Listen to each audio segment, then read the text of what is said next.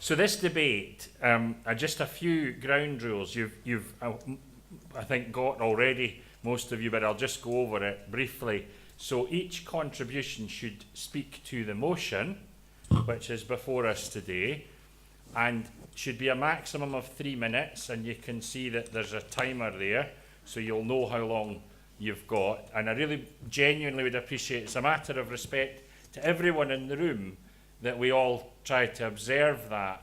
And when you're getting, if you do get close to the 3 minutes, then I will do what the previous presiding officer used to do and tap the microphone. And if you're getting right up to 3 minutes, I will ask you to close your contribution. A couple of other things just to say.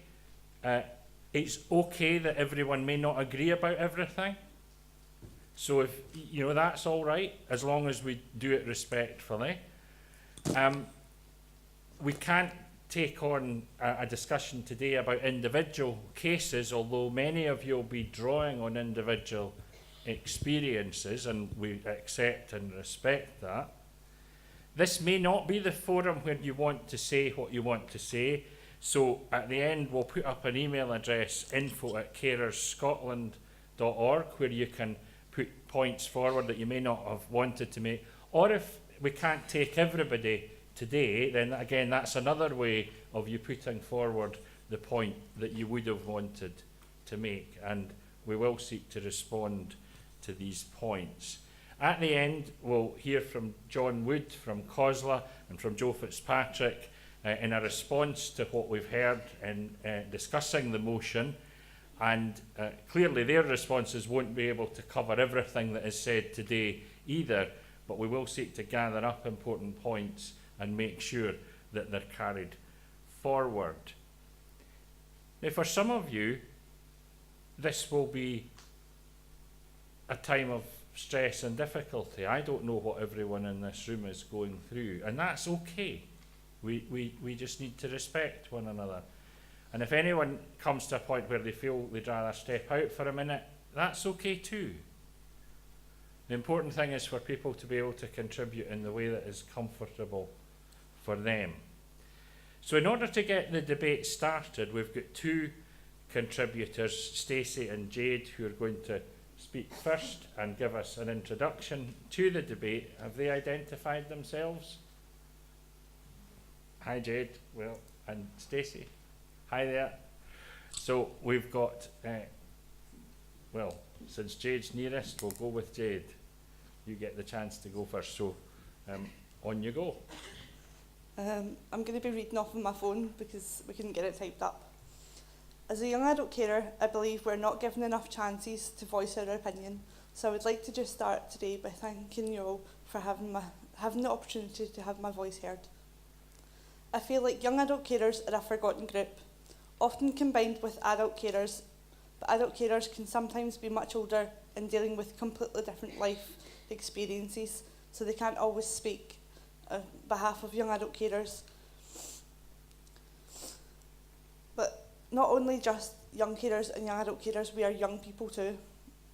I've recently been faced with the task of trying to get an SDS package in place for the person I care for. This has been far from easy and straightforward, but I'm lucky enough to have the support of my local carer centre's advocacy service if I need it. However, not everyone is as lucky. Health and social care as a whole needs to listen to young and young adult carers so that we can work together more effectively for the people we are caring for. I've had the barrier of not being listened to or pushed to the side as though I don't know what I'm talking about.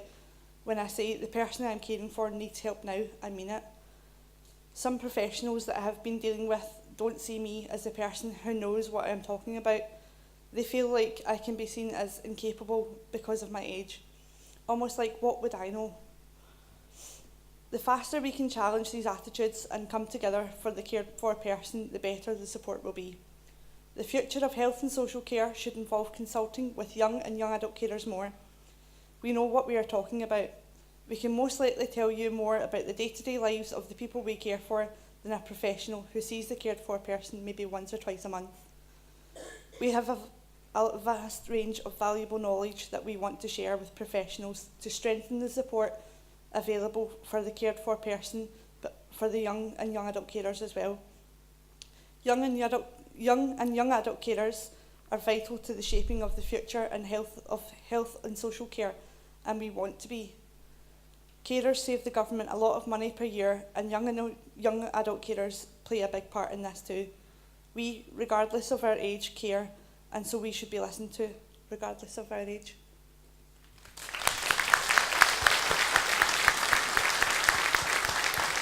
Thank you, that's a great opening. So we've got our next speaker. 2 microphones. Do you want to introduce yourself? Yes. Good morning, everyone. My name is Tessie Gamanos. I'm the director of an umbrella organization called Eurocarers. We are actually based in Brussels.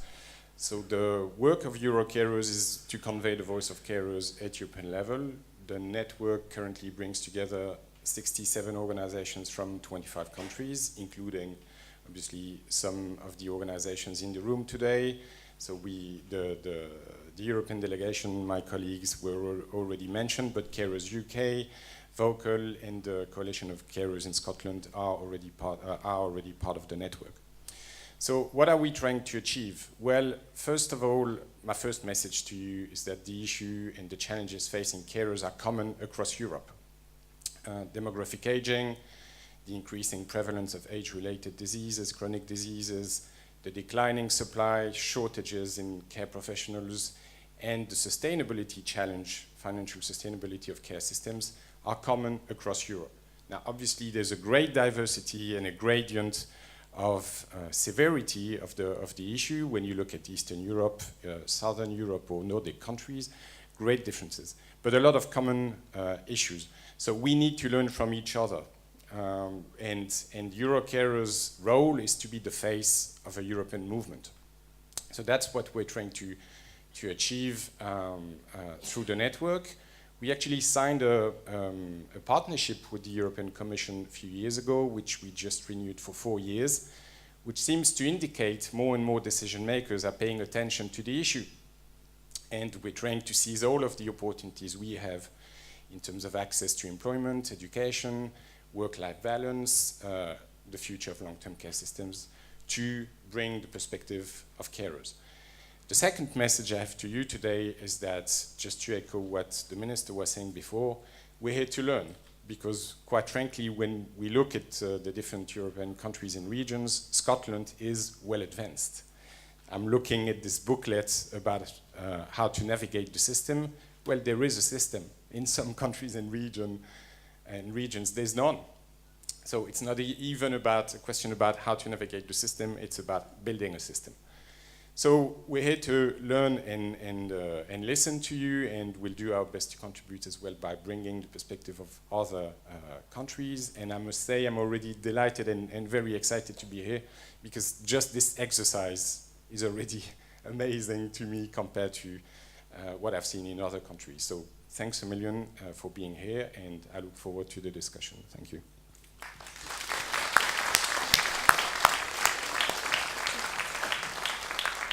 Okay, thank you. So that gives us an opening to the debate. Now, just so that I can describe how we'll try to manage this, if you want to speak, you should raise your hand.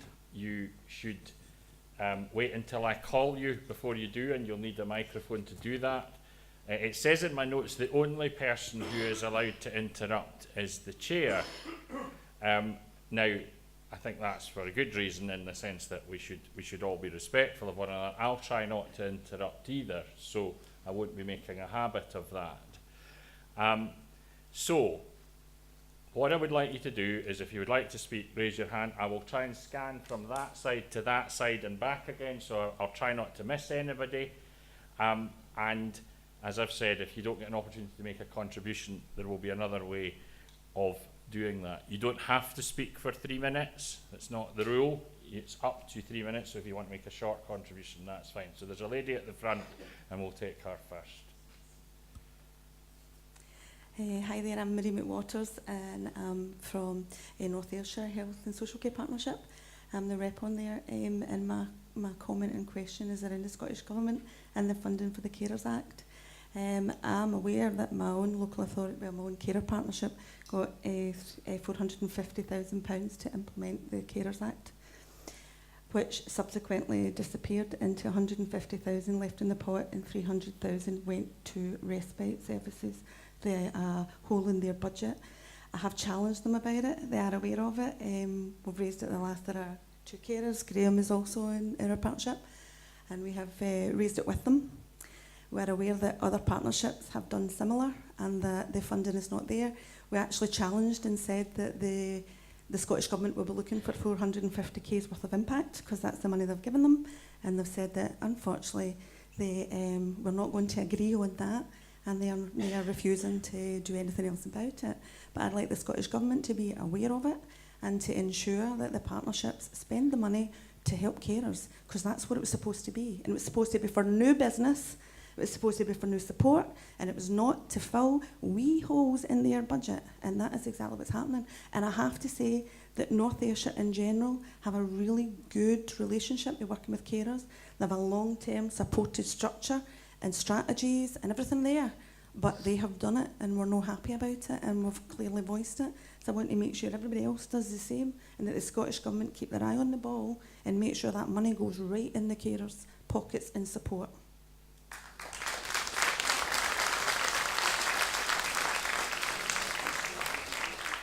Thank you. So that's an important contribution about the funding following the need. So who else would like to make a contribution? I've got a hand at the back left of me.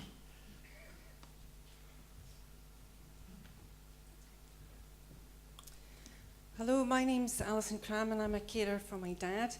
And just with regard to what's in the motion, carers being central to the future of adult and child social care, obviously I think that's true now and true in the future, because unpaid carers are effectively plugging the gaps in provision.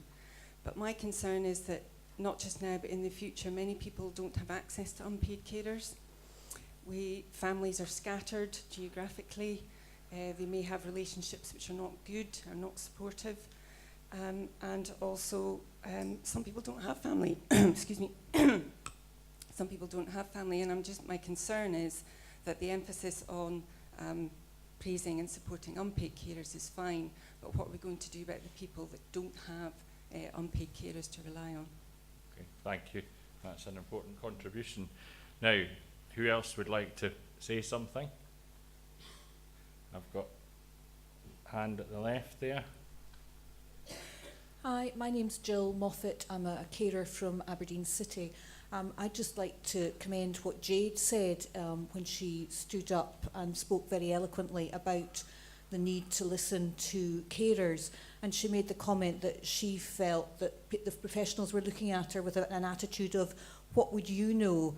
And Jade seemed to think that was because of her age. I think that's a typical attitude that professionals have. It's almost as though they think that a carer leaves their brain behind when they enter the room as a carer. And I think it's really important that we don't just give a tick box exercise to saying we're listening to carers, but actually appreciate that they do come with a knowledge and an experience, and that it's listened to, and not occasionally, as I know that I've had on my case, somebody going after I've said something repeatedly, suddenly they try it out for themselves and they go, oh, you were right. And you think, well, yeah, could you not have listened? The difference that would have made to the person that I care for could have been the difference between life and death in my circumstances. And it's absolutely vital that professionals listen, not just to young carers, but to all carers. Thank you. Thank you for that. So that's a strong endorsement of the words in the motion. Young carers have a wealth of knowledge, skills and experience which are vital. We've got a hand at the back here.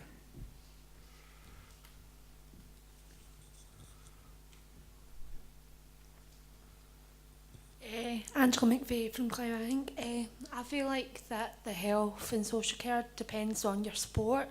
It's like a postcode lottery. Sometimes at different areas it may be better. Sometimes in areas it's absolutely terrible, especially like with mental health services, especially. But I commend Jade. We do need to get heard, and this is the only way.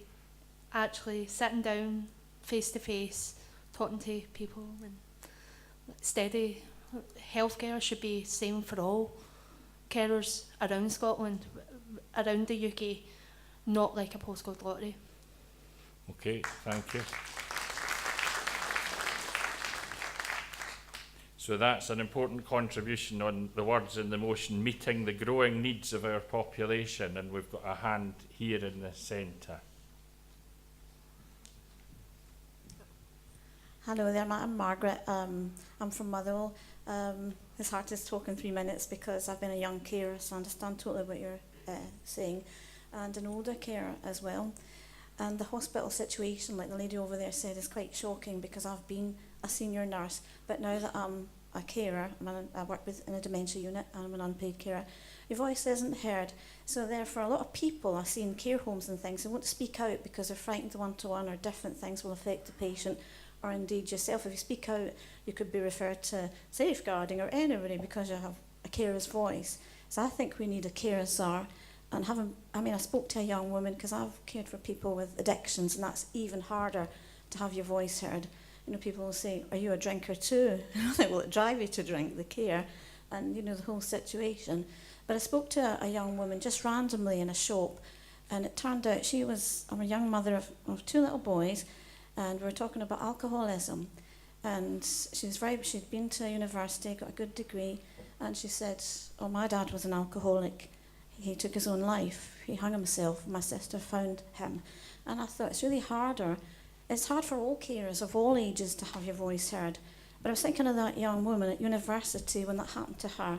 And I think at one of these meetings educated me to hear that. I think it was Glasgow University, a young carer said that they had a care strategy. And I think we need a care strategy. We need care strategies in the hospitals, what you said over there, to have a voice heard. Sorry, I could go on for ages, but I'll pass the baton on. Thank you very much. And that's an important contribution about what would support the motion. I think that's really important. So we've got a hand over here, and I'll come to the one here in a moment. Hi, my name's Pauline Gregor, and I come from the Scottish Borders. I'm a parent carer, and I also run an organisation. So I just want to ask the Scottish Government what they're doing about parent carers. We've completely different issues as from other carers. And you talk about SDS as well, which has been ongoing for a long time, but with parent carers, with autistic young children, there's a huge issue about getting trained staff to look after these children. I wondered if Scottish Government had a strategy for that.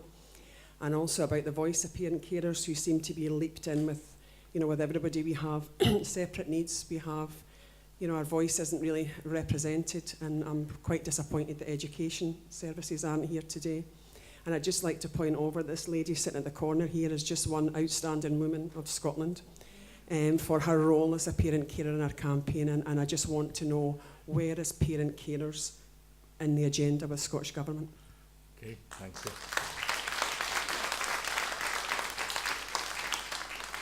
So I think that's an important contribution about making sure we understand the range of carers that there are. That seems to me very significant. Now, we had a hand here, and then I've got one in the middle as well. Hi, my name's Claire Mooney. A lot of you that know me previous, I've just recently been married, so it was Nossiter before. Like Pauline, I'm a parent carer and have been. My daughter's now approaching 21, so I've went through the full system from birth, because she's been disabled since birth, right through into adulthood. I have experienced so many challenges as a carer. Like many others, I've been asked to give up my job because they don't have the services, and I have point blank refused, because I love my job. I will never give up work to take on the role as full-time carer to my daughter, because I feel that as a family, you know, I want to work, and that's the environment I want my children to be brought up in. I've been quite often as a parent carer, when you get emotional, because there is an emotional tie when you're a parent carer. You are accused of being crazy. You are accused of all sorts.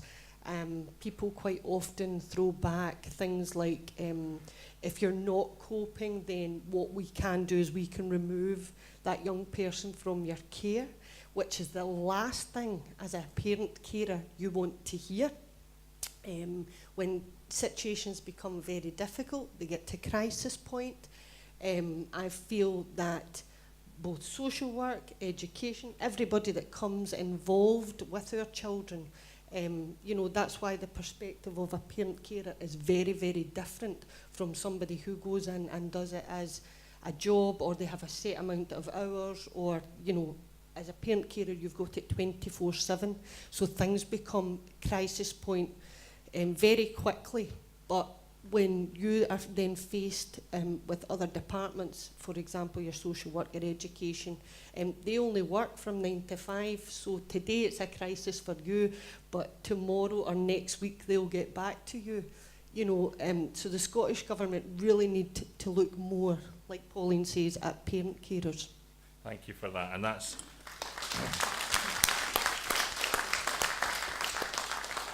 an important contribution on the needs of our population and the diversity of these needs. Now, I know I had another hand in the middle. Thank you. Hiya, my name's Linda. I'm a carer for my mother. She's of pension age and she's completely disabled. I was wondering whether when the Scottish Government were going to start looking at blanket policies.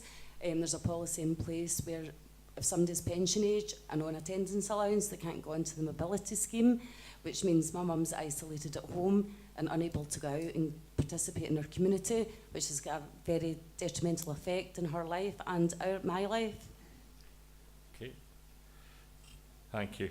Well, I think that's an important point, again, about us understanding the needs of our population as it's set out here in the motion, so I think that's a really crucial point. Now, I know I had a hand over here. Hi, I'm Peter Lawson. I'm from Edinburgh. I care for my wife. I'm also a working carer, and I'm the carers lead for the Royal Bank of Scotland Family and Carers Network as well, so I'm sort of here with two hats on, if you like. One thing it says in the motion is about the wealth of skills, knowledge and experience that carers have, and as a working carer, I personally, with my situation at RBS, am very lucky. We've got very good carers policies. We've got flexibility in working for a lot of people in the organisation, so I feel quite fortunate with where I work. But I do know, and as Pauline was saying about her job there, it's very difficult for a carer to stay in work a lot of the time. And not only is that having an effect on the carer, from the Scottish Government's point of view, it's also having an effect on the economy because you're losing a lot of skilled people out of employment. So what I would be looking for the Scottish Government to do is to continue to work with businesses to have some minimum standards around carers leave, whether it be in legislation or otherwise, that will give carers, as well as the support that they get from local carers organisations. I deal with Vocal a lot in Edinburgh, who are excellent, and I also deal with Carers Scotland as part of my role at RBS. But we'll have legislation and minimum standards in there, not only to help the carers support their loved ones, but also enable them to keep their independence and stay within their roles so that they can contribute outside as well. Thank you very much. Yeah, that's an important contribution to the way in which we can support carers, and I know that the Scottish Government economic policy includes the term inclusive growth, and including people in employment is really a very important contribution to that, where it's feasible for them to be in employment. And I think your point about the role of businesses and employers is critical here now. So I've got contributions in the middle here, so the lady who hasn't spoken yet.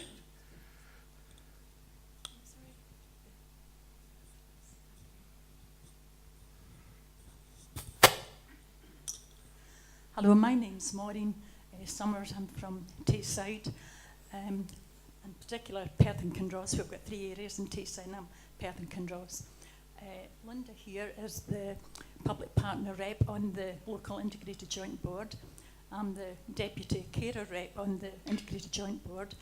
And recently we've had, well, in the last year, we've had a lot of major changes to the services, mostly about centralisation. And you probably know, because the Scottish Government, we were told, made the rules that the only 8 votes that they have in the IGBs are 4 reps from health and 4 reps from the council. So the carers and the public partners, although they are on the board, we don't have any clout really. And I wondered if the Scottish Government, because we're told that, well, it's not a local policy, that's across Scotland. So can the Scottish Government do anything about making sure that the public partner rep and the carer rep on the IGB have a vote too? Because otherwise, why are we there, you know?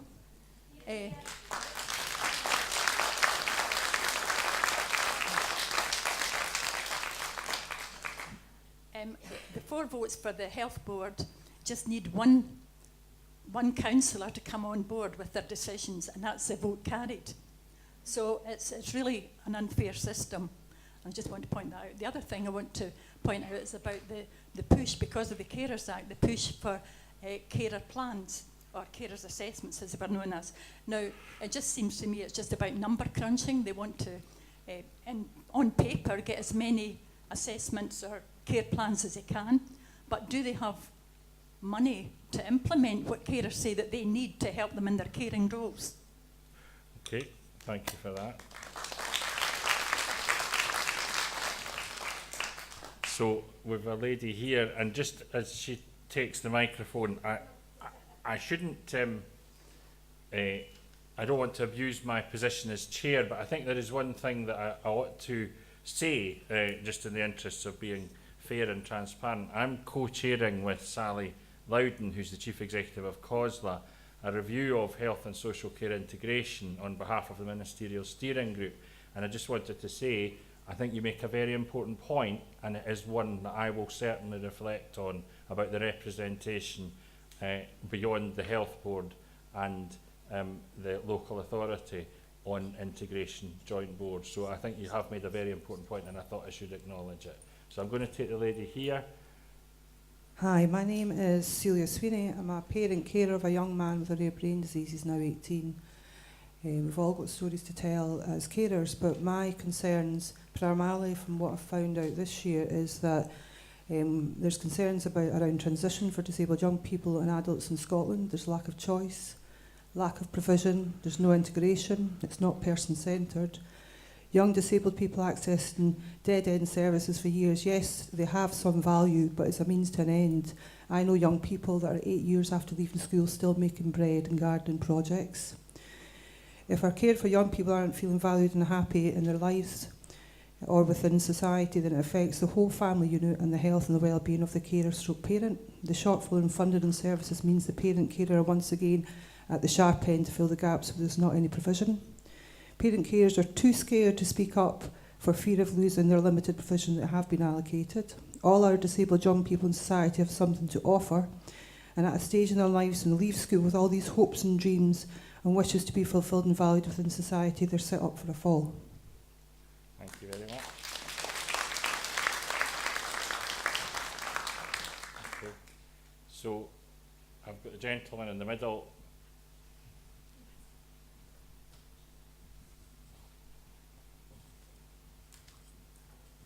Hi, I'm Ian. I'm a sole carer for my 93-year-old mother, and we live in what was until 2 or 3 years ago sheltered housing and has now been renamed retirement housing. It's by no means the worst situation you could find yourself in, but in terms of the range of carers, where housing associations have opted out of care and a range of external organisations come in for 5-10 minutes to look after people who may not have unpaid carers, the responsibility for looking after people actually falls on the other residents. And it's just something I would like the government to maybe think about in terms of unmet need and supporting situations where vulnerable people are actually looking after other vulnerable people. Okay, thank you for that.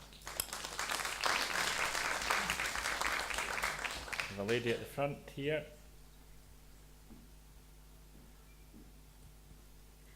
Hi, I'm Fiona Thompson. I'm actually the service user rep on North Ayrshire's IGIB, but I'm a carer also, so there is 3 of us here today, so we do have a very loud voice. Can I suggest to the Scottish Government that they actually take away the monies from the parent bodies and pay the IGIBs individually, because we have to make cuts, efficiency savings, cuts, and because of the parent bodies have asked us to take so much money off for the whatever. So we're not getting enough money, but we're duty bound to them. Therefore, could the Scottish Government please give the IGIBs their own money to deal with, not the parent bodies? Okay, thank you for that. So, I've got a hand here. Hi, my name's Polly McFadden. I'm from Glasgow. There's just 3 quick points I'd like to make. I'm a parent carer, and what I've found is resistance and collaborative working between education and health when it's came to getting a coordinated support plan in place for my daughter. I'm also surprised. I've had quite a number of people in the last few weeks contact me about concerns they've got, and they have no idea about self-directed support, which concerns me. So I'm actually on the train sitting messaging a mum about self-directed support that she had no idea about. I also have another parent that's approached me because our local housing association asked her to remove her medical application for her daughter who's a wheelchair user because they have no houses. How are we meant to support our children when we don't have that basic support in place of a suitable house? 33 stairs this girl has to climb with a wheelchair and her daughter. So these are 3 points that I just feel collaborative working, more kind of education for parents and self-directed support, and housing as well.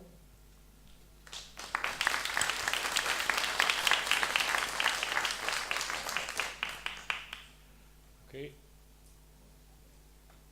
I'll give you So a brief second. Sorry, there was a point that I had missed out earlier in regards to self-directed support. Self-directed support is not always done equally. My daughter, being a 2-to-1 carer at all times, scores the same as a 1-to-1.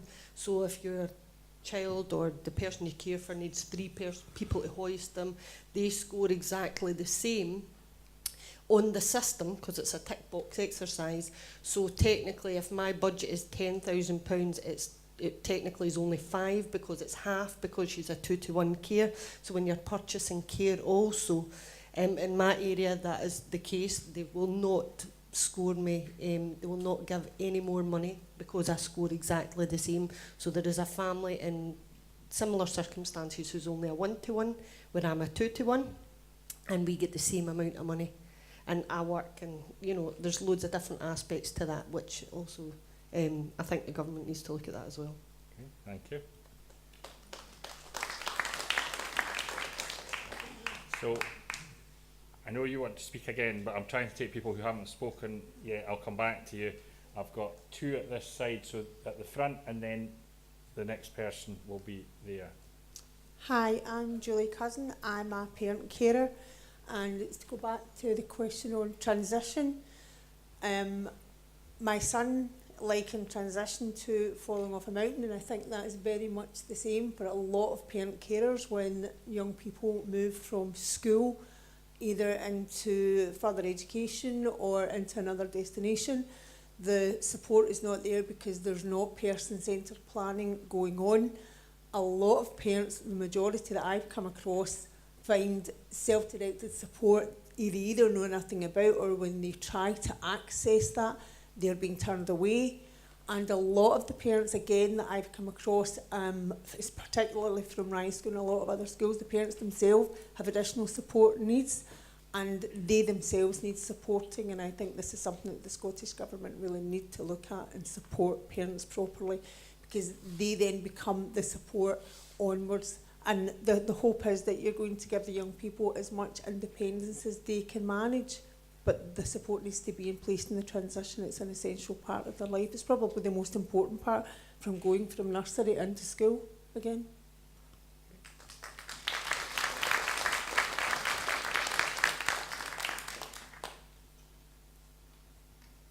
Hi, I'm Joanna Gowie from Aberdeen.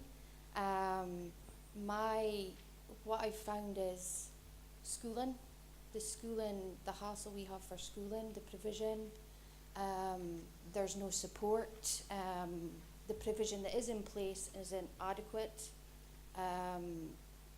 Getting a space in an additional needs school is like banging your head off a brick wall.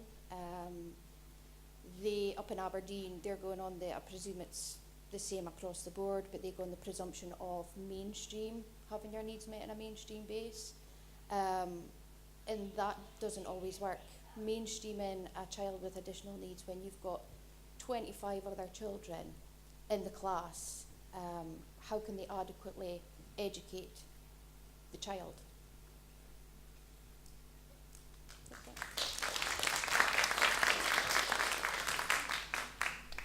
In the middle here.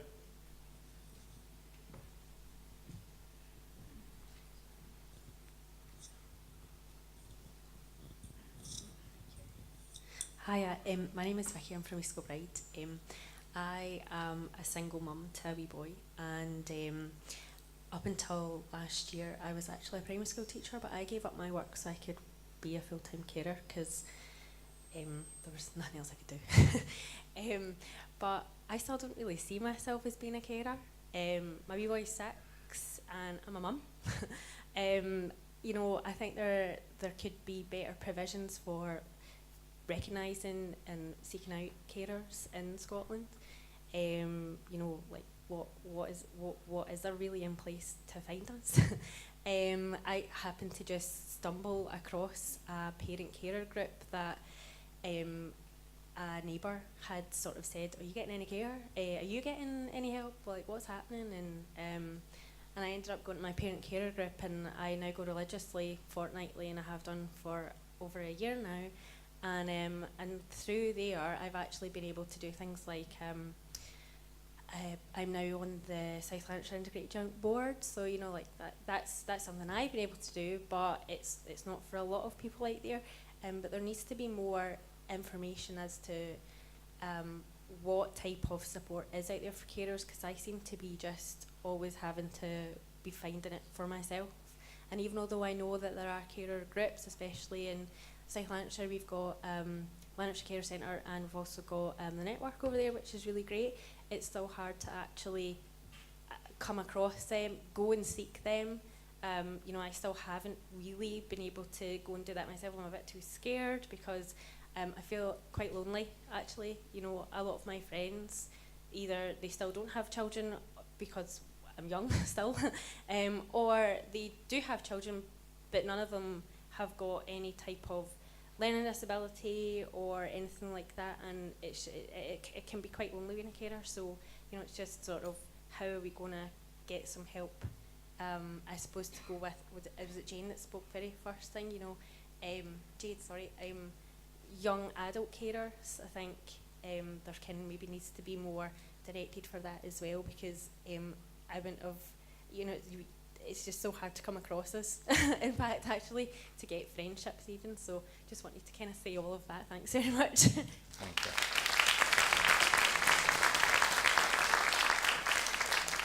So in the middle there.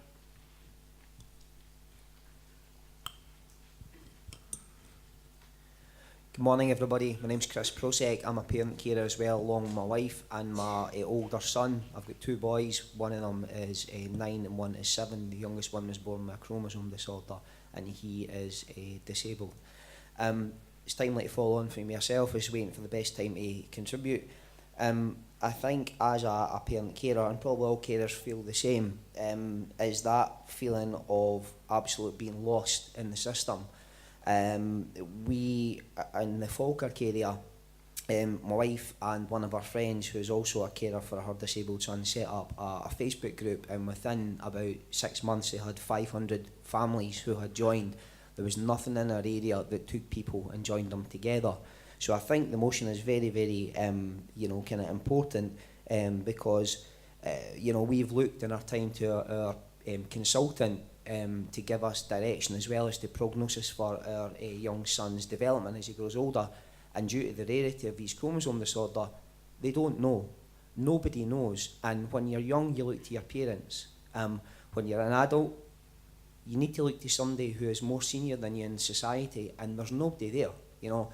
and you speak to people and you make the same mistakes as they do, and they'll go, they empathise with you, they go, we made that mistake as well. So what needs to happen is we need a framework that allows all these people to come together and to shape that. But it needs to be accessible as well. One of the things my wife and I have been involved in due to my son's disabilities is the Changing Places campaign. Now, that over the last 2 years has taken about 10 days out of my annual leave, because I also work as well, to go and meet with various ministers, to try and change and shape policy. It's got a bit of traction, but that means that that's time that I've not been able to spend with my family. Importantly, that means it's time that I can't spend with my older son, who is sometimes just swept along in the whole care for my younger son. It can be done though, and it means that, you know, people need to be told it's okay to be empowered, and that they have to certainly be given the recognition they can change things, because you just feel that the system isn't changeable. And that language needs to really be kind of strong, that you have the ability to shape things, as I say, and I have some experience in that. What I would say as well though is very much is the case that you know, we need to get to a position where we are seen as an asset to society, and very much that we are able to change direction. Otherwise, we will just continue to make the same mistake time after time. Thank you very much. So I'm going to take in the middle here, and then the lady next to you, and then this lady down here. Okay?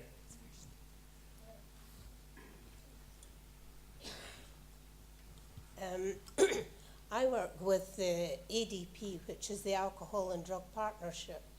I'm also chair of the carers group for them, and my point is the stigma that is attached. I'm frequently asked to go to our local hospital to give talks, not to patients, to doctors and the staff who treat these patients who come in with alcohol or drug-related illnesses as the scum of the earth. Recently, I had to give a talk to the new nurses coming in, and one of them was a male nurse who said, "They brought that on themselves, why should we treat them?" Well, I'm sorry, but there's loads of illnesses, some cancers, diabetes. All these illnesses are brought about, possibly, not always, by the way we live. So to single out drug or alcohol addictions as them bringing it on themselves. This particular nurse I noticed had really brown fingers. I said, "You're a smoker?" He said, "Yes, but that's me. That's my business. That's my health." I said, "So if you have cancer," I says, and they say to you, "Well, you've smoked all your life. You're not getting treated here," like you've just said to that young man. I said, "How would you react?" Oh, he says, "That's different." So the stigma is still there in spite of all the talks and everything else they've done about stigma. It's there. And I'm sorry to say, the most stigma I have found by taking other patients to various hospitals has been by the medical staff. I'm appalled at some of it. So thank you for that. And just let me interject and say this. As Chief Executive of NHS Scotland, we do not know what lies behind someone's addictions. We do not know what they have been through in their lives that led them to that point. We cannot judge them and ought not to judge them. So what you say I agree with. We should, must and cannot stigmatise people who come to us for care. Otherwise, why would they ever come to us? They wouldn't want to. So I think you've made a very important point, and I thank you for it. Thank you.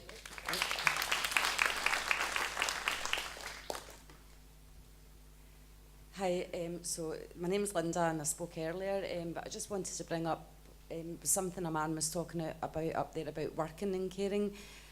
So when the Carers Act came out, I was actually quite excited about that. And I sort of recently started working part-time and I came off all benefits.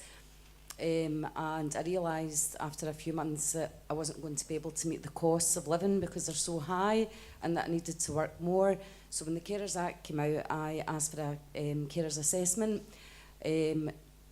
which took 3 months to be completed. At the end of the 3 months, I've been told that I can't use the Carers Act to go out and work, and that's my local authority's interpretation of the Carers Act, which is totally not what I thought it was.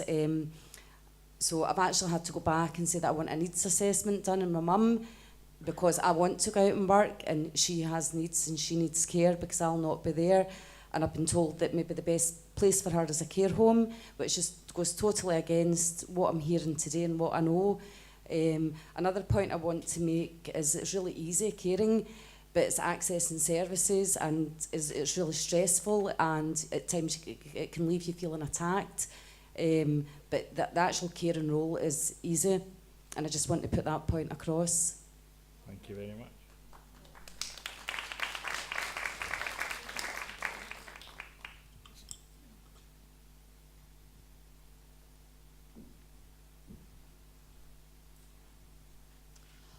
Hello, I'm Sue. I come from Shetland. I'm not a carer anymore.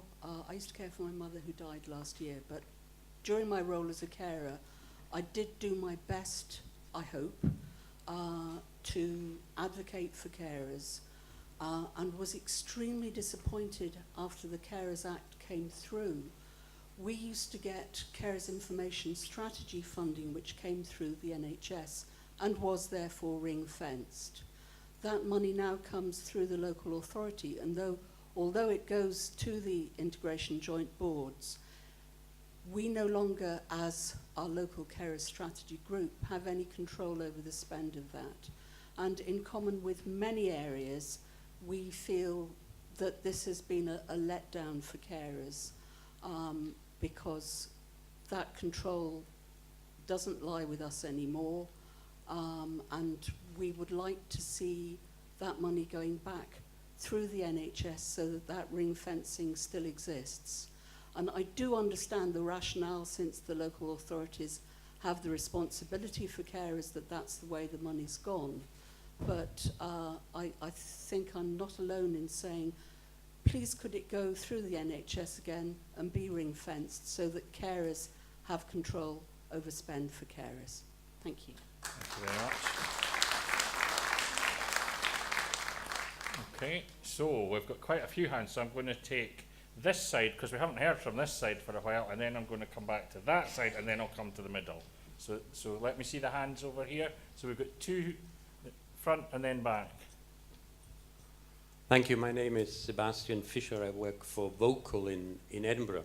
Vocal is one of the organizations that are members of Eurocarers, and we are therefore privileged to know a little bit about how things are in other countries. And that really gives me rise to say very clearly that I feel very proud to work in Scotland and to have made such a difference over so many years with the Scottish Parliament, local authorities, to the infrastructure of carer support that we have in Scotland. We sometimes forget because we don't have the benchmark. But I would not want to make this a message of saying that we shouldn't do more, and I share the Minister's point earlier, who said we've put a number of rights in place for carers, but there is more to be done. I think there is quite a lot more to be done, and some of the rights are still not really going much beyond a more intensive form of assessment.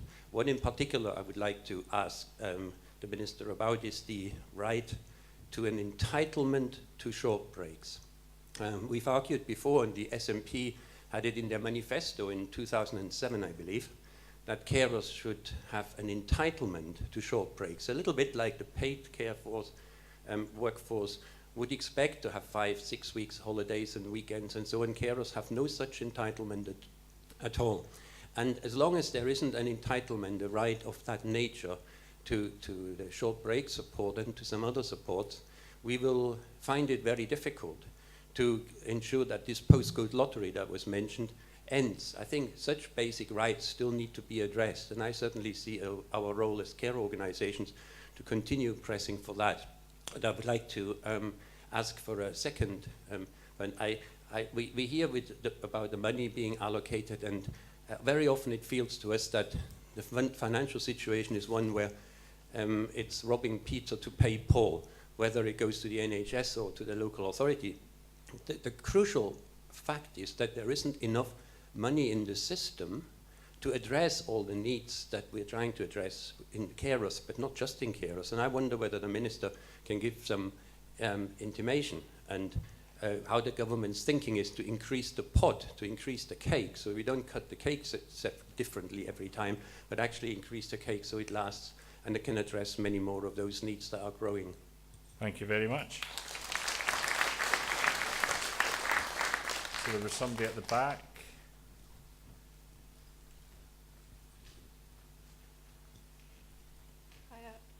My name's Colin Law and I'm from Western Bartonshire. I'm a young carer, a young adult carer, and I just want to make a point that I feel a lot of people have kind of brought up here, that I think it's really important to say to the government that a lot of us need training. It's really difficult. I come from a family where I look after my dad and my brother, and when I first started out it was a lot of trial and error and not really knowing where to turn or what to do, what's wrong and what's right.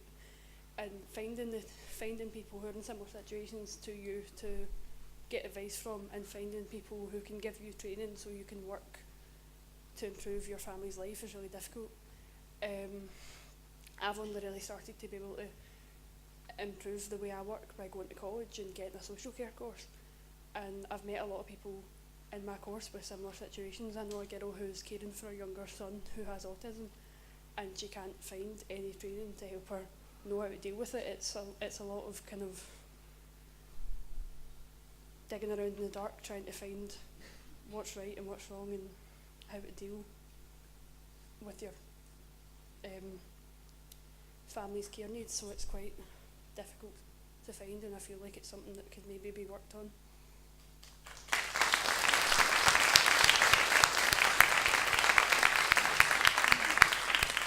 Thank you. That's a very important and powerful contribution, and I appreciate it. So I said I would go to this side and then come back to the middle. So, thank you very much. My name's Colin. I'm a parent carer from Aberdeen. Within the motion, we say that young carers have a wealth, adult and young carers have a wealth of knowledge, skills, and experience which are vital. And I absolutely agree with that. But it's very important that this must be as part of the overall care team that is looking after and helping to do it. If you're not part of the team that is there, because the experience that I have or my wife has as a parent carer is very much centered around the individual. The rest of the team also have experiences which I'll never have, and they are dealing with things on a very regular basis in terms of they understand systems, they understand processes, they have access to certain things that I will never have access to. And we can all spend lots of time reading literature and all the rest of it, but we won't actually have it. So it must be part of the team. And the reason I say that is because throughout the time there are some difficult decisions that have to be made. And when you're in an accident and emergency department with your daughter receiving treatment, which hopefully will mean that she's alive tomorrow, having tried to kill herself, and the local nurse comes in and says, well, do you want to have her sectioned or not? That decision to be laid on two people, parents of that child, at that time, on your own, means that for the rest of your life, that child says, it was you, Mum and Dad, who had me sectioned. And that will stay with that person for the whole of their life. We must be part of the team. Thank you.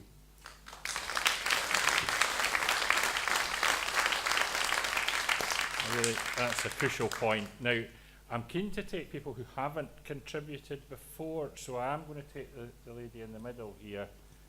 I'm willing to come back to others who have, but I think we should give space to new voices. I know I've got a hand at the back as well. Hi everyone, I'm Jill Groves and I'm from Murray. I'm a parent carer of an extremely handsome young man who is 8, but he has an extremely rare genetic condition. I've got a few points I'd like to raise. My first one is the lack of provision. In our area especially, my son is currently on a waiting list to be able to go into respite. I currently have £11,500 in a bank account waiting to be spent on some sort of respite. However, there is nothing available. My son requires 2-to-1 support a lot of the time. and one-to-one support, but the local overnight respite place will not take my child because there are not enough social workers available to actually allocate the money in the first place.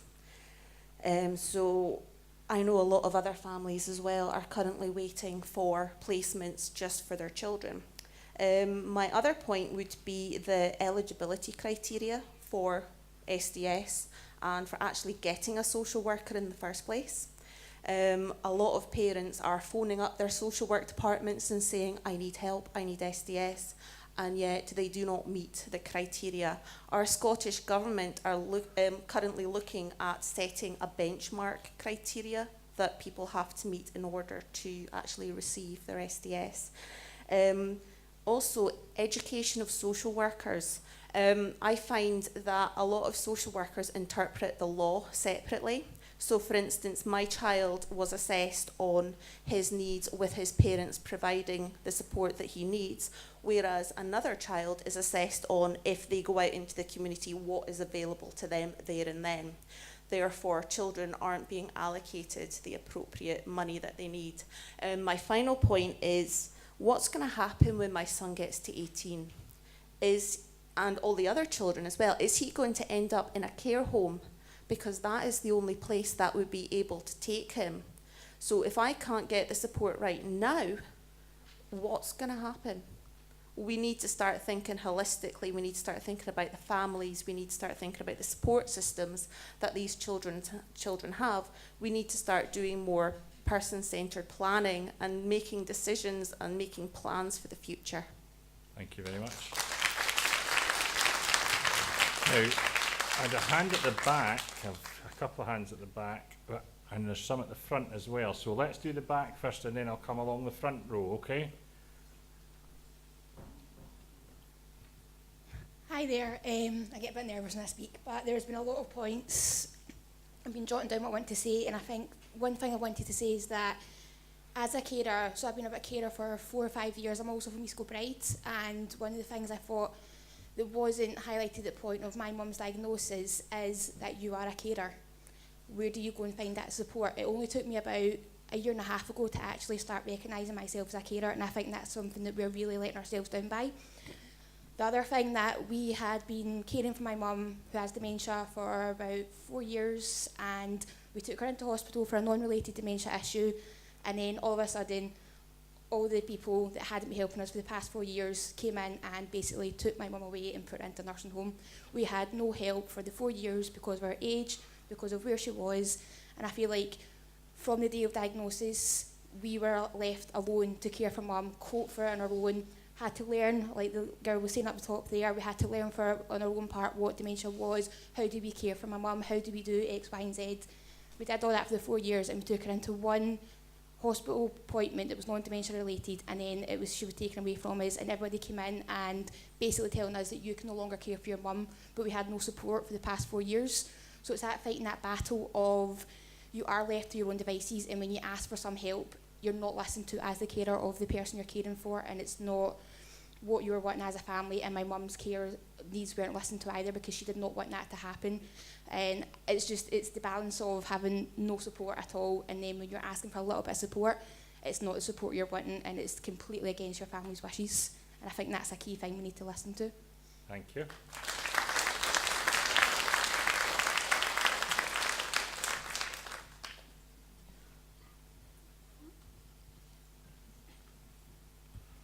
Hi, I'm Lauren, and I'm a young adult carer. And as a young adult carer who has had to play mum, has had to play daughter, and has had to play friend, I understand where many of you are coming from. And I thought I was quite clued up on all things to do with being a carer, as I've been a carer for over 10 years now. However, listening to the things that some people have had to say, it turns out I'm not. And I don't want that to brand me as being naive or being clueless or just being young, because that's really not the case. It seems that there's just a gap in education for those who are younger. You know, soon enough that I'm going to almost graduate from this term young adult carer and become an adult carer, and I've got no idea what's in front of me, and I've no idea what's available for me, and I've got no idea what organisations that a lot of you are talking about are. And I don't understand how that's supposed to help me as I get older, not knowing what's there, not knowing what's to come, not knowing what I'm entitled to. As a student carer, I'm currently entitled to nothing in terms of financial support. As I'm in full-time education, that pretty much crosses me out of everything. So I'm left as choosing between wanting to better my life and get a degree, or wanting to just throw everything that I've worked for down the drain so I can care full-time and, you know, claim something.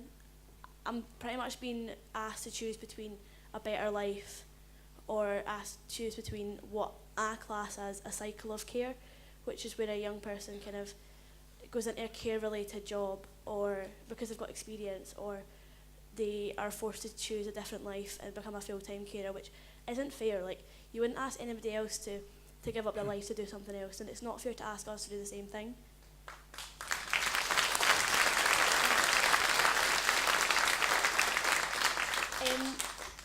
Sorry, I just got a quick final point that I empathise with a lot of you who say that they feel isolated and lonely, because I do too. Apart from, I mean, I'm really lucky. I've got a fantastic service where I live that supported me since I was 8, and I've gained a lot of lifelong friends from that who have similar experiences. But going through school and even going through university, nobody really understands what's on your plate and what you're dealing with. They don't. Nobody knows what it is. And as a young person, that's hard to grow up knowing that you're different and, you know, you deal with a lot compared to everybody else.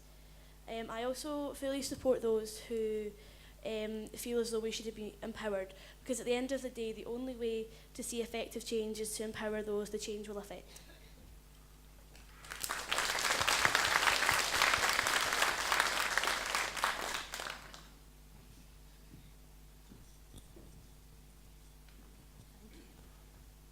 Hi, I'm Christine Farker. I'm a carer in Edinburgh. I'd like to just pick up on a couple of points that haven't come up yet. Living in 21st century Scotland, care is still a gendered issue. Very much about 3/4 of the caring population, it may change, it is changing slowly, is female. They're the ones whose families are often left with caring situations that preclude work, or they're told by professionals they shouldn't be working, which I was 30 years ago, and I still hear it now, which I think is quite shocking. The other thing I would like, because it hasn't come up so far, is people who are sandwich carers. I'm actually caring for the younger generation and the older generation. Two of that caring circle were at a 120-mile round trip, and that's in the Central Belt. I've got friends here from Shetland, and the travel distances they have to travel for all sorts of caring issues and health issues are quite considerable. I'm very familiar with the Western Isles, where it's also an issue. The other thing was, obviously, when I was caring for 3 people, I had to give up my career. So my pension has suffered substantially from that. There's a whole lot of, in a 32-year caring journey, there are a whole lot of issues that really haven't changed, and I don't think the Carers Act's going to do it. Maybe the rhetoric is correct, but there are substantial societal issues that we're not really discussing in terms of how we move forward, not just across the integration of health and social care, but as we've heard today, the integration of education and social care, and the integration of what the DWP stresses the system with. I'll put that as politely as I can. Thank you. Thank you very much.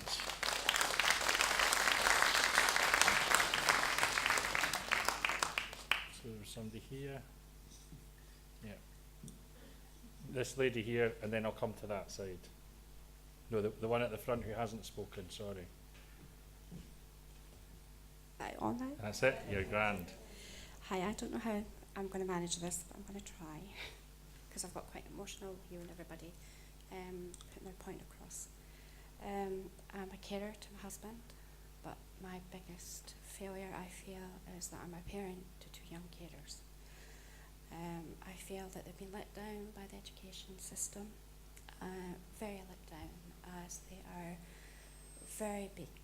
They've got the very basics of English, the very basic of maths, but the teacher kept on saying how wonderful, caring children they are. But in this world of getting jobs, it's not really what gets them the job, so I feel quite a failure in that part. I'm also a nurse, and have been for a good 39 years. I worked in a lovely local hospital, and we had one respite bed. In that respite bed, I used to love the charming people that came there, and also worked really first and foremost with the relative, because I felt that they gave me the continuing care that I could give to that patient. I was on one night shift, and I was busy on the computer trying to update my e-learning, and something came across Carers Championship Nurse. And I thought, oh gosh, didn't know that existed. This sounds really good, I'll go for it. But I decided just to go for it and just type in and hope that I would get a place in it, because training, you're really needing to be hands-on in the ward, and training is put aside. Sorry about that. But I got a place. I was so happy. My charge nurse was absolutely disgusted that I had gone ahead and just decided to go for this. And she said, we really don't need this. We need you to go for something more medical, clinical, whatever. And I said, but it's really important. We have one respite bed. Oh, but we've only got that just now. It might not be within the new hospital. And I said, for me at this moment in time, it's important. I am a carer and I know what it's like. So I decided to fight my case, and I went on that course, and it was really good. It really didn't only help me as a nurse, but it helped me as a carer, because I found things there that was really good. I was disappointed that I was the only one within my unit that went on the course, because obviously they went to make sure that their bloods were up to date, their clinical area was up to date. But the biggest reason I want to tell you this, and it's really hard because this is what we've got to face. I went on duty at 12 o'clock. I went in and I was speaking to someone when they were giving it and dishing out something. The patient was admitted, and he was lovely. I would spend my breaks doing some artwork with them. Sorry, oh gosh, can I just quickly finish this? You finish off. Right. Because it is hard, because it really upset me as a nurse and as a carer. She turned round and she says, oh, that bloody woman's left all that information, and you think that she doesn't even know what we're talking about or what we're doing. And I said, well, all you need to do is just add this information onto the diary, and it will keep the continuing care up, and it will keep her pleased. And she turned round and she said to me, oh, for God's sake, Jane, the best thing you could do is make sure you're on duty when he's being admitted. We're facing some people within the NHS and within education who do not care, and we really need to have an area where within their training that they need to learn that there's people out there that need help and support because they're caring for others. And I don't know if I got the right message across, but that's it for just now.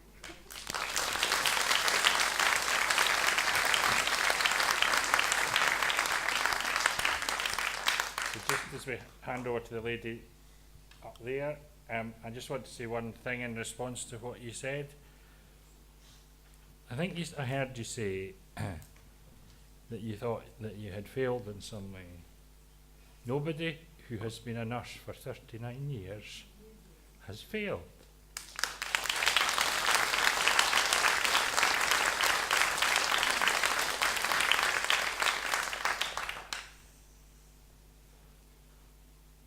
Lady up there. There, sorry. Just a comment. I think it's very apparent just hearing all the stories today that we're all in agreement that carers, be they young carers, young adult carers, parents, children, siblings, all of us, I think, do have a huge role, have a key role to play in terms of shaping the future of adult and child health and social care. But I think the question that I'd like to ask, or at least put to the representatives that are here today, is how do we do it? Do you know, it's so apparent that we're needed, our voices are needed in health and social care decisions and education decisions. But what is it that you're going to do to include us? And I think what I don't want to hear is we're going to create another strategy or another policy or some more legislation, because do you know what? I think we've been there, we've got that. We've got every single piece of legislation, strategy, policy that we could possibly need. And I think our colleagues from Europe, I'm sorry I forgot your name, but as you said, you know, we're fortunate in the sense that we do have a structure. We've got something here in Scotland, you know, and I think we should be proud of it. But the issue that I'm finding as a carer is how do we ensure that it's implemented, basically? Do you know, we're hearing about parents. I mean, I'm a parent of a child with a severe complex condition. How do we ensure that our voices are heard in education? How do we ensure our voices are heard at health and social care partnerships? How do we ensure that our voices are heard in terms of even the Carers Act? If we take that as an example, there's huge provisions within that to ensure that the voices of carers are included in the design and development of strategies and services. Is that happening? I mean, 8 months down the road, we're probably a bit premature, but is that happening? Chances are probably not. Do you know? So no, we don't need any more legislation or new policy or strategies. We need those strategies, those policies, those legislations to be implemented, and we need, and I'm really glad that we have got a representative from COSLA here today, because I'd like to hear their response as well as the Scottish Government's response on this as well. Thank you.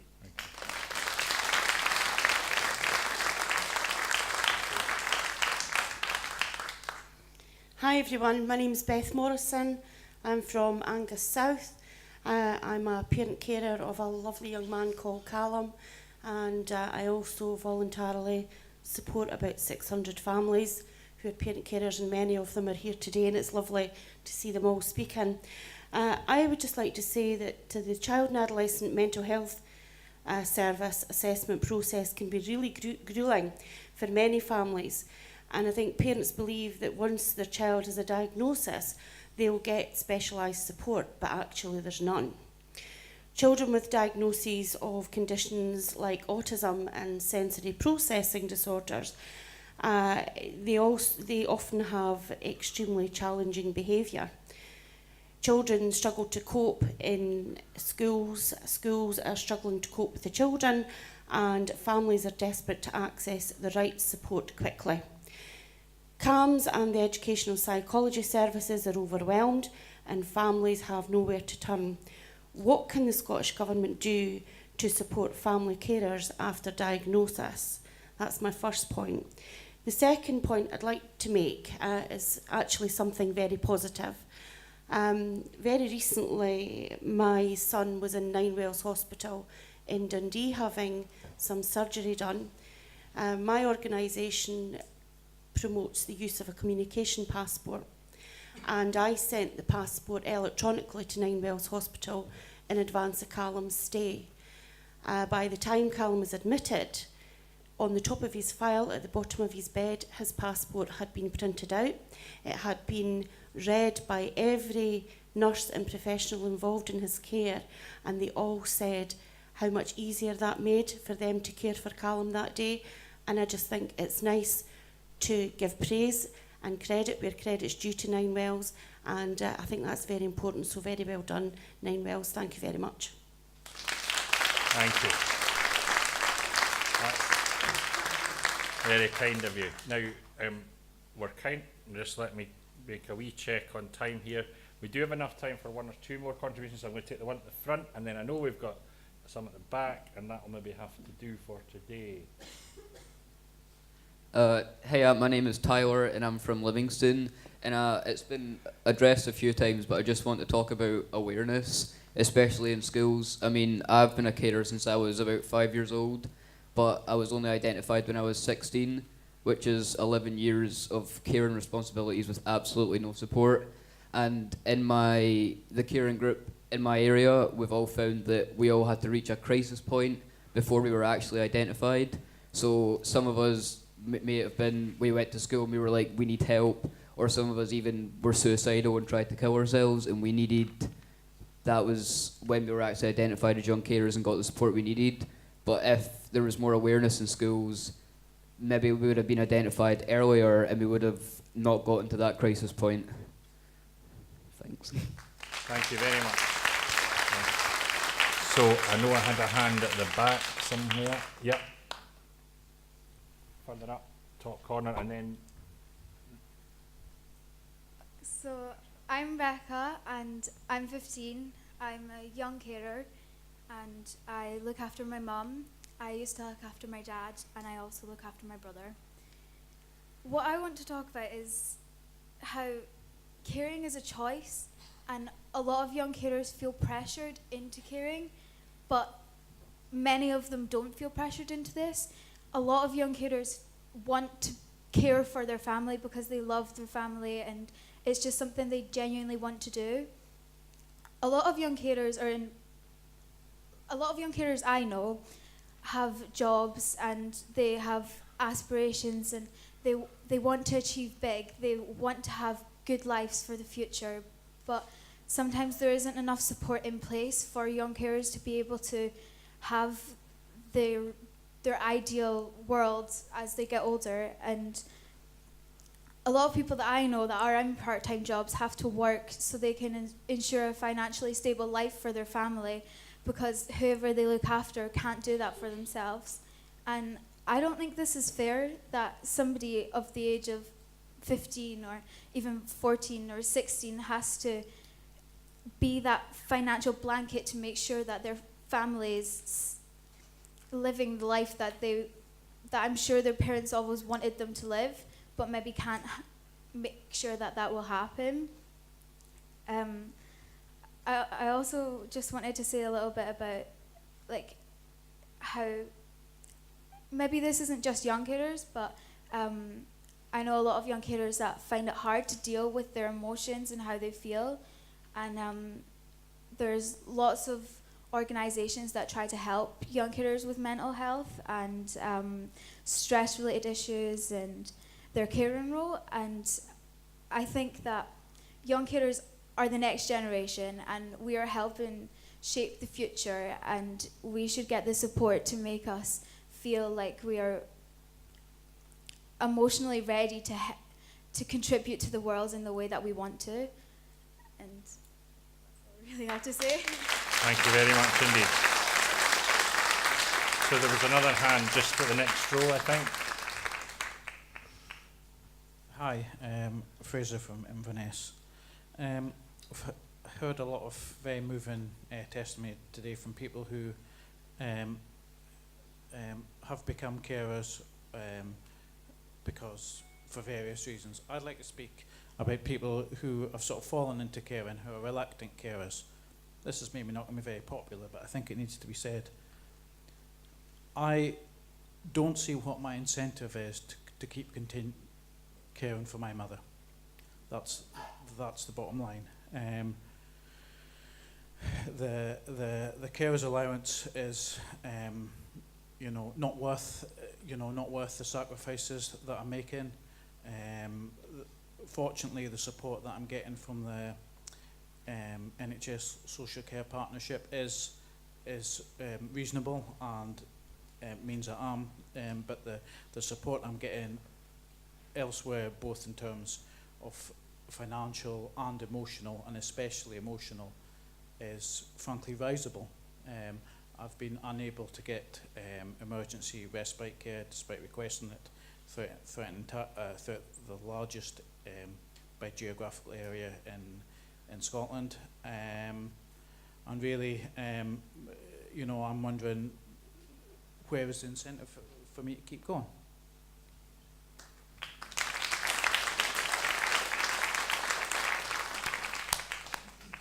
Well, thank you. That sounds really hard, genuinely. And I had both of my parents passed away this year. My mum on the 1st of May and my dad on the 1st of October, just this month. And even in a brief period of caring for them, I can appreciate to a small degree just how much of an emotional charge it is on anyone who's also trying to do other things as well. And I wasn't the only carer by any means. I mean, I have two sisters and a brother and my father has a sister who was able to look after him too. And even at that, I can appreciate, to some degree at least, just what sometimes it feels like a burden.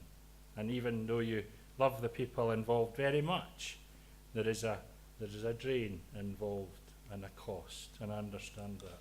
So we're coming kind of near the end. The lady in the middle wanted to make a contribution, the lady over there. So can I give you 1 minute each? I know we're supposed to have 3, but can I give you 1 minute each? So this lady here in the middle.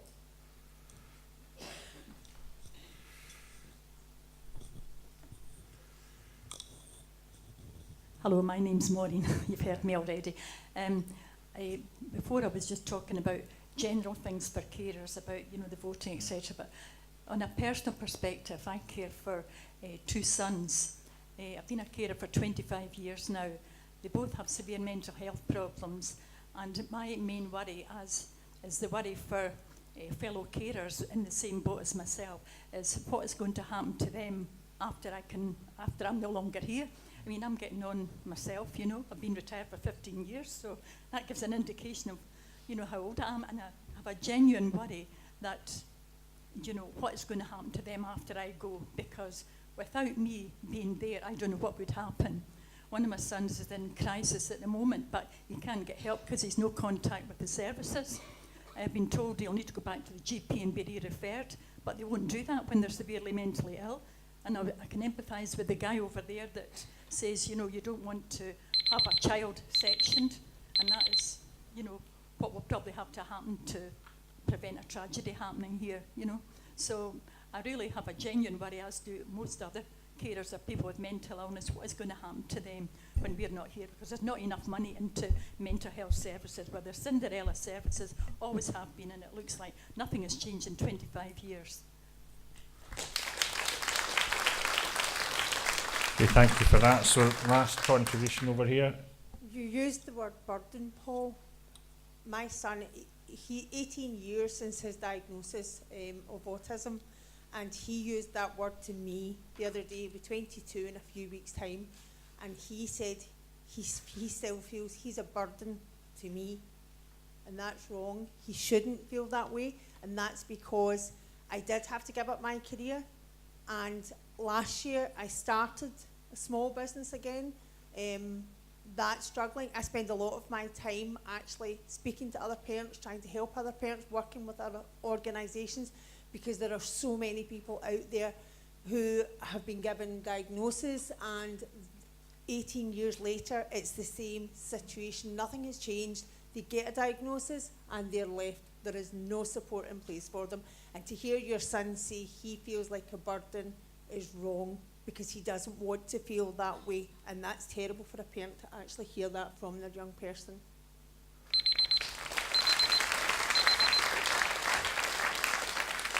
I think that's a very important point. I think that what's important to me is that we don't make people feel that they are a burden, but on the other hand, we must acknowledge to one another that there is a burden to be carried.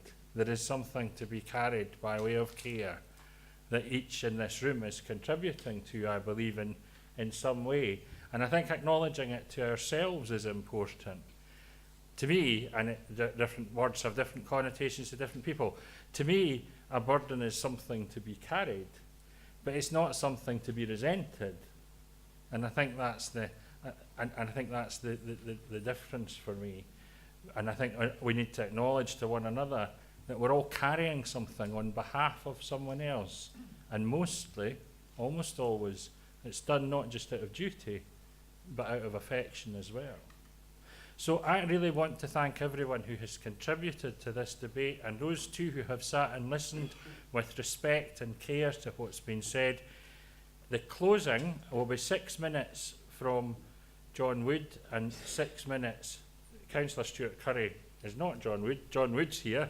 And from COSLA, and then Joe Fitzpatrick, 6 minutes each. I hope colleagues at the back can help with the timer so that I don't have to manage that, if we can let them each see their 6 minutes. And when they've closed, I'll have the important responsibility of sending you off for a little break. So thank you all, everyone in the room, those who have contributed in whatever way, very much indeed.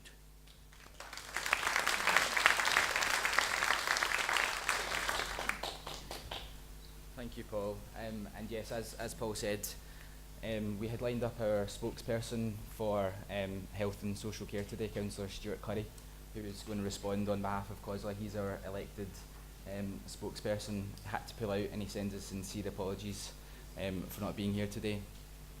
So I hope that I can provide helpful comment in his stead.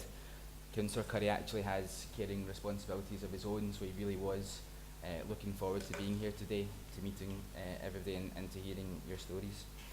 I just wanted, before I begin my kind of response, I think that Paul responded really well to that notion of burden, which comes up quite often, and I'm, as I speak today, I'm going to be very conscious of the language that I use, and the word burden quite often springs to mind, and I think that the way that you describe that, Paul, as a burden to be something that's carried, I think that's really important to bear in mind, and I think that carrying that burden, as it were, is something to be really, really proud of, and if you're doing that, if you're spending a lot of your time or your life doing that, then I think that you should be extremely proud of the fact that you're carrying that burden for somebody else. And again, I won't draw too much on kind of personal reflections or experiences of my own, but very close within my family. My mother is a full-time carer. I would consider myself to be a part-time carer, and I think that I often say to my mother that she should be really, really proud of the work that she's put in over the years, and she never would consider it to be a burden or use that language. Just on the note of sort of personal reflections and personal stories, in my own professional life, I think that we quite often sort of shy away from the personal.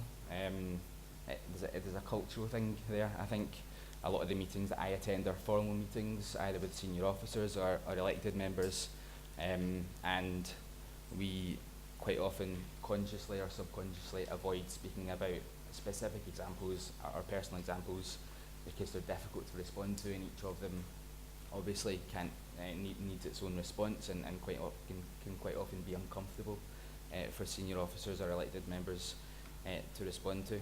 So to that extent, I think that I'm personally quite protected from some of the personal stories, and so today I've really, really appreciated the opportunity to hear some fascinating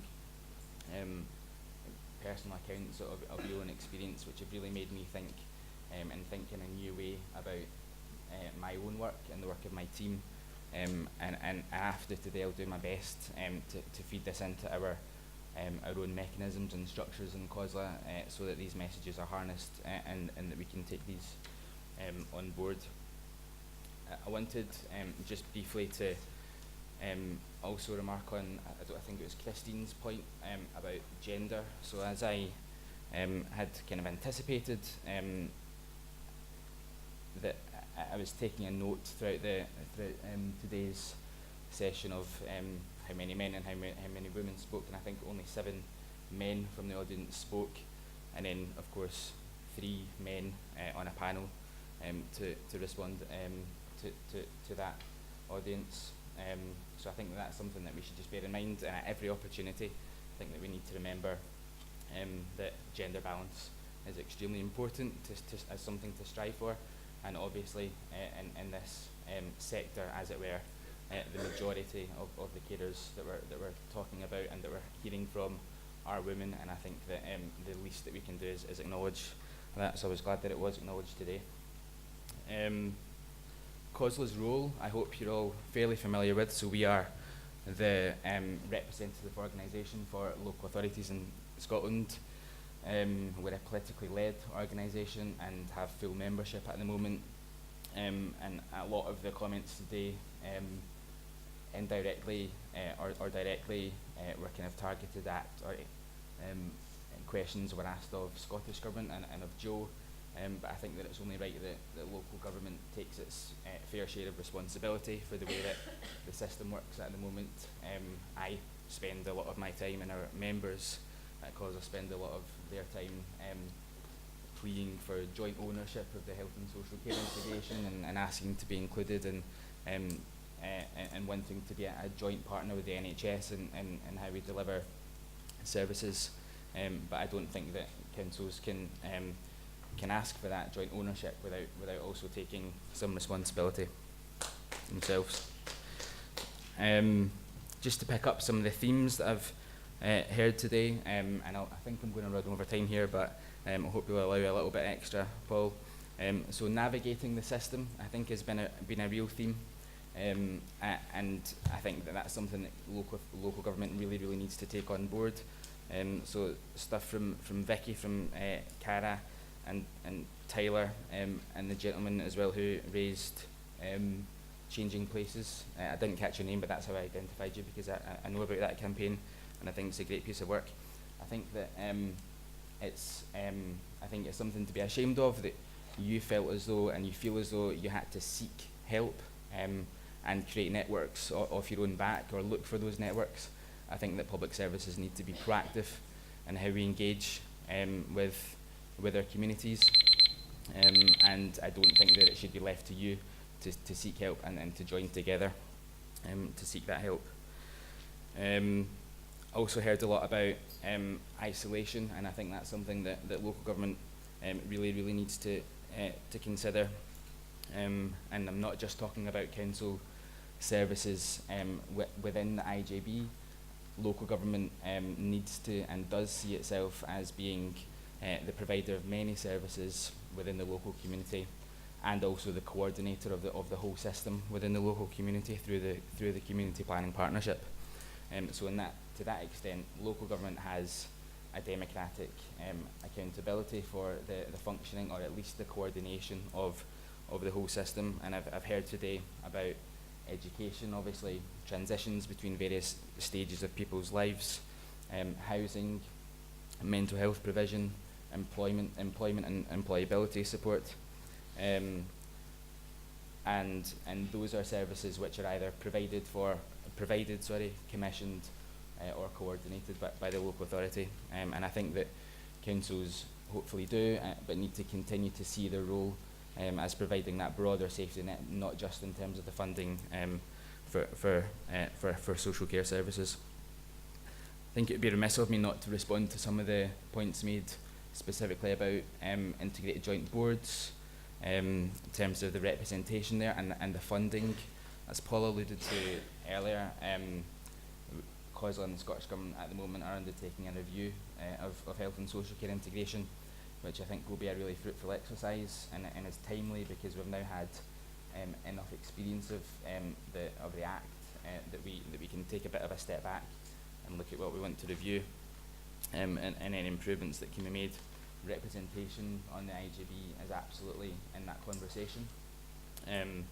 The question about a voting member, I don't feel I can really answer as an officer rather than an elected member, but what I would say on that is that there needs to be carers representation on every integrated joint board.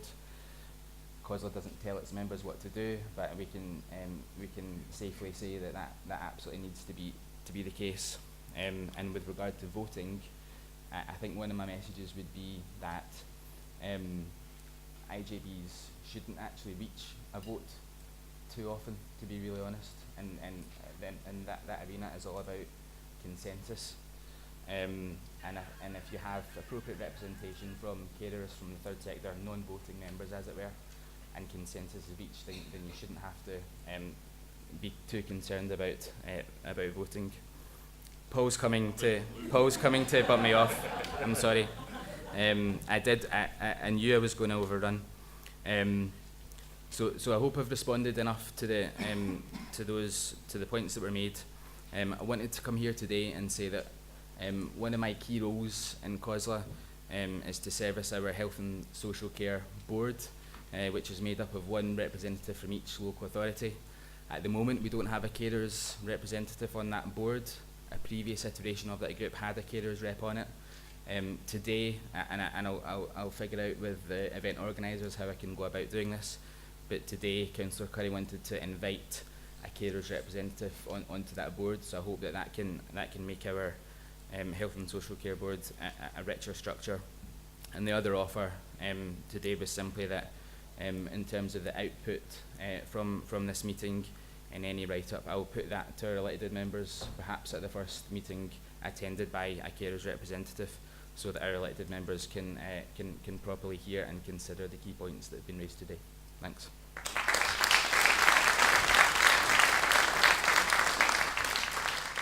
Thank you, Paul, and thanks for putting over the reminder to myself that I'm what stands between you all and your lunch. Well, thanks to all of you for all of your contributions. I've been a member of the Scottish Parliament now since 2007, and I've heard and taken part in a lot of debates in the Scottish Parliament, and there's been lots of eloquent contributions from across the parties, and sometimes they're very passionate. What I've heard today puts them all into the shade. That was a really, really good debate. I heard the passion from folk, and some people were more passionate than they'd hoped they would be, but that you're speaking from experience, and that is really, really powerful and really helpful to me and to others in the room who are here in the main to listen. I'm going to try and cover as many of the points that were made this morning. I have a team of colleagues at the front, as would happen in a debate in the Scottish Parliament, where Minister opens, there's then debates, and then the Minister closes. During that period, there's a team of officials who are desperately trying to write notes to help expand my knowledge of the subject and to respond to your points as fully as possible. But there were a lot of points, so it will not be possible for me to cover them all.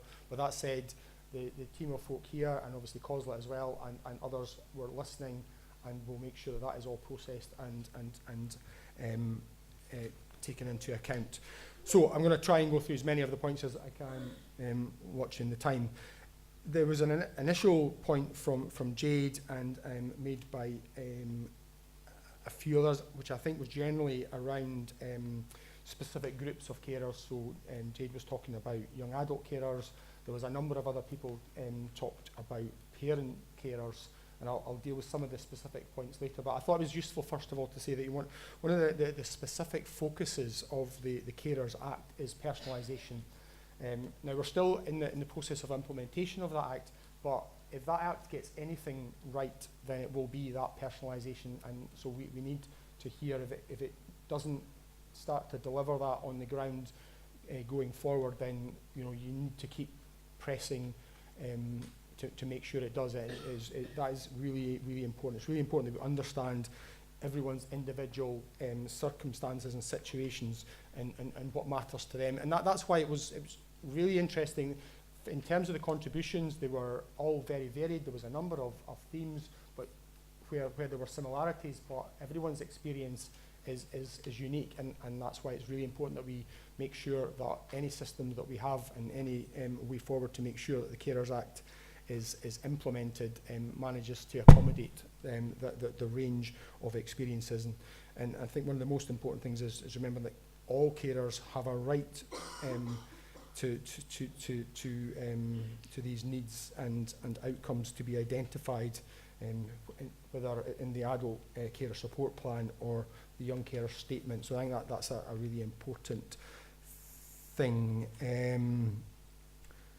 Stacey, thank you very much for the warm words about our overall system, but I think that it's clear that that's good as it is, but we've got work to do to make sure that we're delivering on the ground our aspirations. There was a number of points made about carers being listened to. So Jade, Stacey, Alison, Jill, and I can't read my own writing. But I think the point is that one of the things in the Carers Act is that you have the right to have your voice heard, and so today's part of that. But that today's one day in the year, and hopefully the Carers Parliament will happen every year. It's a real focus. The First Minister is paying attention to what's happening today as well. So right at the top, the highest levels in government, and I'm sure in COSLA, local authority leaders across Scotland will be paying attention to what's said today, but we need to make sure that we're listening to carers' voices all year, and I think that is very important. It's very important because it is a right. Marie and I think a few others talked about funding, and John, I think, maybe touched on the fact that a lot of this work is a partnership. So in terms of the way that we fund local partners, we have tried to remove ring fencing, and that's in order to try to give more flexibility locally in terms of the way things are delivered. But we need to make sure that if we are saying here's funding for X, then that's being delivered, and that's one of our roles in government, is to make sure we're looking back to identify that when money is being allocated for a particular purpose, while it is not really in anybody's interest for us to ring fence little pockets of money, and with all the bureaucracy that comes around that, we need to make sure that it's delivering. And there's been clearly a couple of people in particular, the Shetland experience and other experiences, where the suggestion is maybe that's not happening, and we need to make sure that we're working with our local government partners to make sure that is happening. Specifically, Pauline, so let me see if I've got some other points. There was, Angela mentioned postcode lottery. Clearly, the Cabinet Secretary is absolutely clear that while we have local delivery by IGBs, by NHS boards, we have one NHS across Scotland. So we can say that things can be delivered differently, because clearly services in Shetland are not going to be the same as they are in Dundee. But nonetheless, we have one NHS, and people should expect a standard of service. And if that's delivered differently, that's one thing. But if you're not getting the standard of service, that's an entirely different thing, and that's something that we need to be mindful of. So Pauline and a number of others, and again, I apologise, I can't read my writing, I can read my colleagues' writing, mentioned parent carers. So in terms of this afternoon, the Cabinet Secretary for Social Security will be here, and there's a commitment to introduce an additional payment for carers of more than one disabled child, so that the kind of specific recognition that not everyone is the same. So there'll be the opportunity to speak to the Cabinet Secretary. Apologies, I'm looking at that, and there's millions to go through here. I'll try and race slightly quicker. Linda, I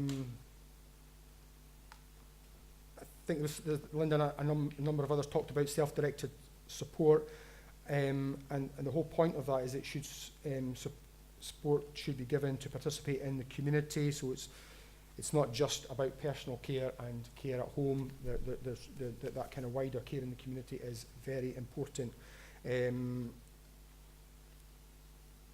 Within the self-directed support, the Scottish Government is funding independent support organisations across local authorities. In the most, and IGBs, in most areas there's organisations which are being funded. There's a couple of areas where we haven't managed to fund an organisation because there isn't one there to fund. So Murray's an example. I think somebody from Murray. So I guess there's a bit of work there for us to see, like, how do we make sure that support is available when there isn't an organisation? So there's that work still to happen.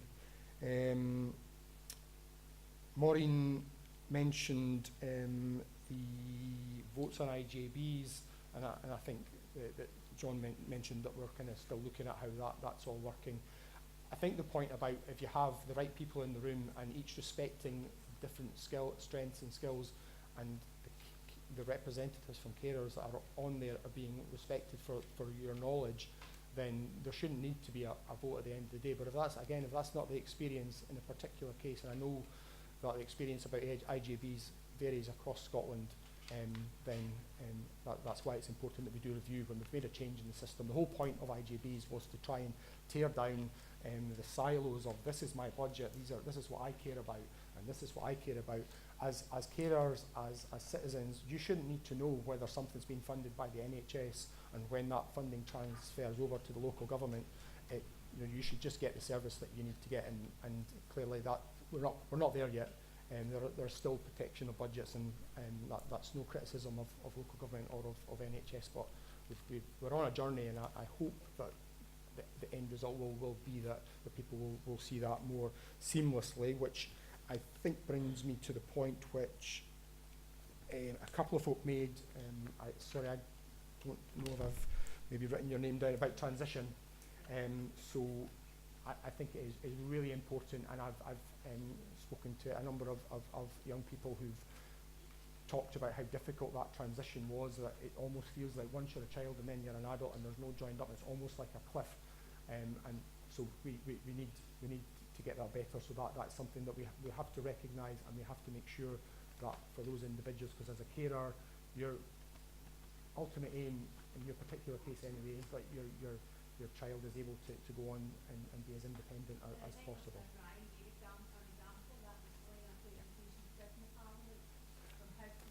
Yeah.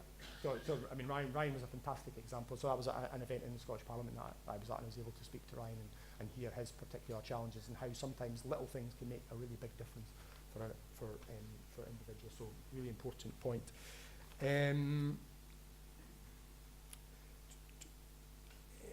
So that takes us back to.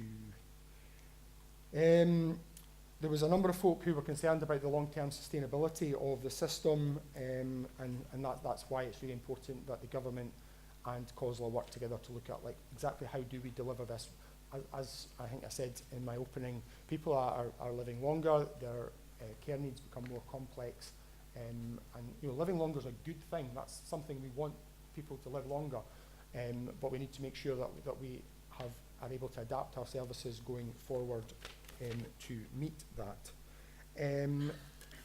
Seb and Fraser, I think it was, from Inverness, talked about respite, and the Carers Act recognises the importance of breaks.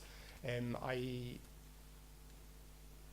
difficult because I'm dealing with a couple of cases personally as a constituency MSP where that's not been there, and the individuals, I'm trying very hard to make sure I'm not saying anything that would reveal the enemy's identity, but the individuals there want to do the best for the child that they are caring for, but they also have another child who does not have special needs but has rights as well, and it's getting that balance and just being able to provide a little bit of respite can make sure that they can, as a family, continue to support the child with the extra needs. And so we need to make sure that is recognised in the Carers Act. But again, there are experiences of people where the system is not delivering that person-centred and individualised support that there should be. Beth and Maureen both talked about mental health services in different ways. Absolutely, there's been a recognition that the CAM service is not delivering, and so the new mental health minister, Claire Hawkey, is absolutely clear that that needs to be better, and so that recognition there.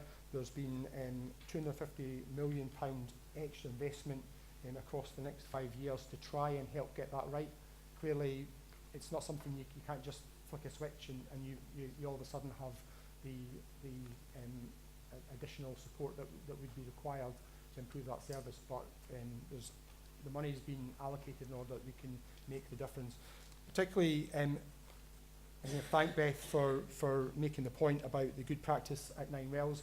It's really useful to hear where there's good practice. The point the Cabinet Secretary is making is that if we've got good practice in one place, then unless there's a good reason, because sometimes there is, then that good practice should be happening right across Scotland, and we should be doing it once for Scotland. So there's an example of good practice. If it can happen in Nine Wells, then it should be able to happen everywhere in Scotland. So I think that's a really important point. I'm really mindful of time.